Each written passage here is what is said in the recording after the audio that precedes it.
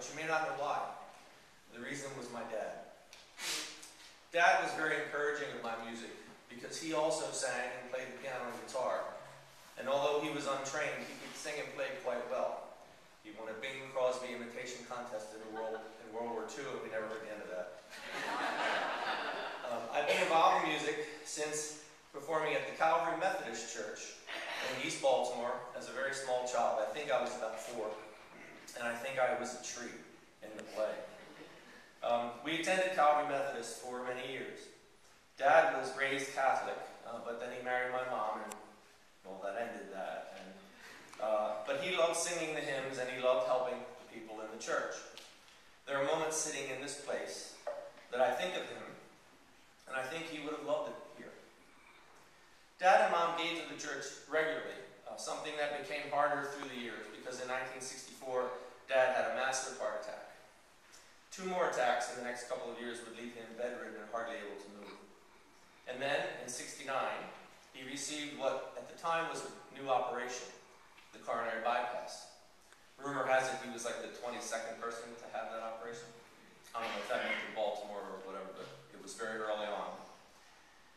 He went back to work after that, but before going back to work, he went back to church. And he sang loudly. I cried, my sister cried, my mom cried. It was a mess. But he kept giving through all of that, which must have been hard because of his illness. My experience in this church gives me a feeling similar to what I felt about my childhood church. Linda and I are grateful that our children attended here, for the most part, right up until they graduated high school. Not every Sunday, but pretty regularly. It is no small thing that teenagers attend for so long after confirmation. And we're grateful that they carry with them the lessons learned in this church. Lessons that they may not consciously think of, but lessons that they live by every day. We love that our children were confirmed here and had Sunday school here, and that this is their church. The girls sang here as well, as many of you know, bringing their talents to the service and reminding me of that 4-year-old boy playing the tree in the play at Calvary Methodist.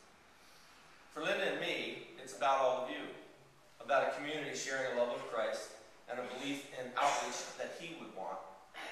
We love that this church does so much outreach, but to do that outreach, we need to keep this church healthy.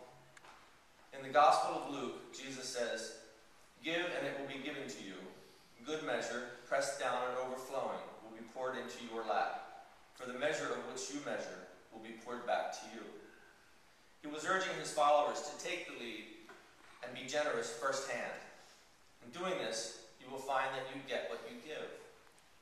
My dad knew that, even though the giving at times was not easy. He knew that every little bit helps, and he lived that truth. Our church needs you to help with our stewardship, to keep the church alive and vibrant, to keep the word flowing from the pulpit and the music from our hearts. I urge you to help